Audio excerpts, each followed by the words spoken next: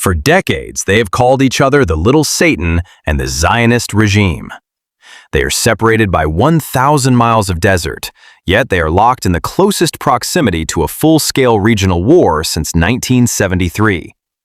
In the last 6 months, we have seen unprecedented direct missile attacks. Iran launched over 300 drones and missiles at Israeli soil. Israel allegedly assassinated Hamas leadership in Tehran itself. This isn't just about Palestine. This is about nuclear thresholds, oil markets, and the future of the Middle East. So, what is really happening between Iran and Israel? Let's break it down. To understand the war, you have to understand the ideology. Before 1979, Iran and Israel were covert allies. But after the Islamic Revolution, Iran's supreme leader declared the destruction of Israel a religious and political duty.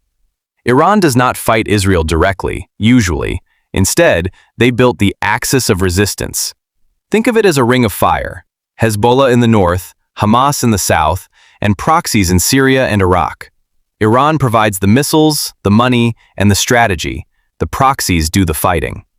Israel views this not as a series of terror groups, but as the forward operating bases of Iran. For years, this was a shadow war. Israel focused on two things: preventing Iran from getting a nuclear bomb and disrupting Iranian operations in Syria. Israel's strategy was simple: if you build a nuclear facility, we will sabotage it with cyber attacks like Stuxnet. If you send weapons to Hezbollah, we will bomb the trucks. If you have a top general running operations, we will blow up his car.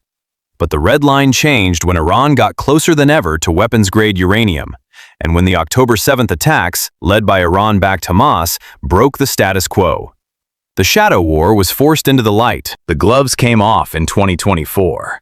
For the first time in history, Iran launched a direct, sovereign attack on Israel from its own soil. It was a massive barrage of 300 missiles and drones. Israel, backed by the US and allies, intercepted nearly all of them.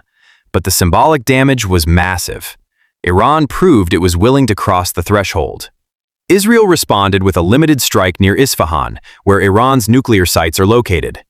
This created a new rule of war. Direct strikes are now on the table. The world is now watching to see if this turns into a cycle of retaliation. One strike leads to a bigger strike. Or if both sides use this as a new managed escalation to avoid a full ground war. So what is really happening? Two countries in a death spiral. Iran wants to guarantee its survival through deterrence and nuclear capability. Israel wants to roll back Iran's influence and stop the bomb before it's too late. The real danger isn't a border clash, it's a miscalculation. If Israel bombs Iran's nuclear facilities, Iran might close the Strait of Hormuz, spiking global oil prices by 300%. If Iran gets the bomb, Saudi Arabia and Turkey will want one too, triggering an atomic arms race in the most volatile region on Earth. For now, this remains the world's most dangerous Cold War, a war fought with drones, code, and explosions in the night. But the fuse is shorter than it has ever been. Thanks for watching.